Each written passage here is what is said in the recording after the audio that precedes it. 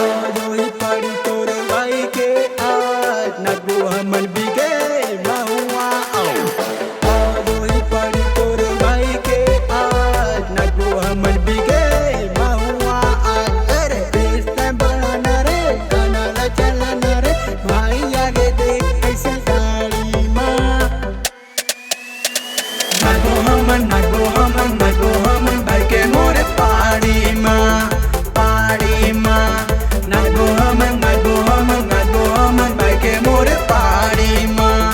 पाड़ी माँ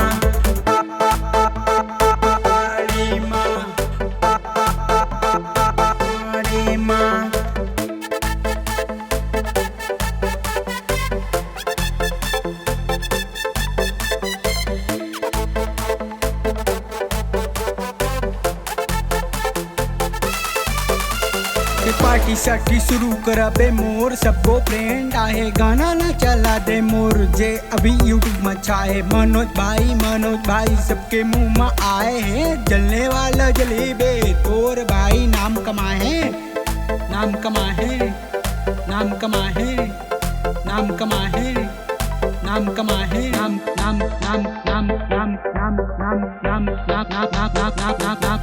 यदि आगे तारा चल अब सब पार्टी कर मोर भाई के विचार है नशा करे के आदत नहीं लेकिन आज तो तिहार है अरे लाइट भी लगा दूं मैं हाँ कमल खींच के तार रे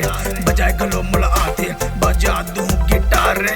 भाई के बर्थडे पार्टी में पधारे और तारे जेकर बर्थडे है आज तो मनोज खैरवार है चल अब सब नाच के बक्स बुक्स ला आग लगा दो मना करे बजे आवते ओला दूर ले जय राम बता दे बुफर के जैसे ला खोल के बजा दे वो मोह नहीं है तब वो बिया बधाई हो मोर भाई आज के दिन तय है चटके पूरी के चक्कर में ए आत्मा सही भटक दे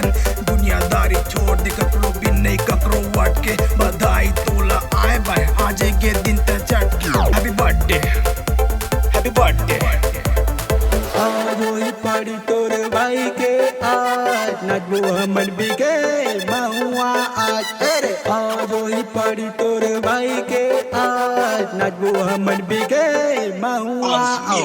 न गांजा न दारू न चरस मोला पीना है जिंदगी मिले है म्यूजिक पर ही तो जीना है संगी मुरझाड़ है न चाहिए हसीना रे मेहनत हाँ मैं करता हूँ बहा के पसीना हसीना नहीं चाहिए तो सुन ले मुर बात ला झनकर मुर बुराई मुर देख ले औकात ला काहे तो परेशानी बता दे तोर बात ला हैप्पी वाला बर्थडे मनोज खैरवार ला आजोई पड़ी तोरे भाई के आज नगो हमन बिगे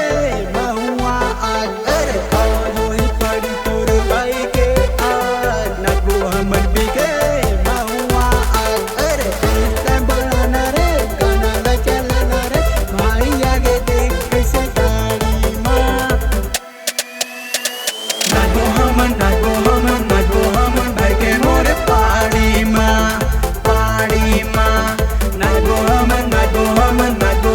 भाई के मोरे पाड़ी माँ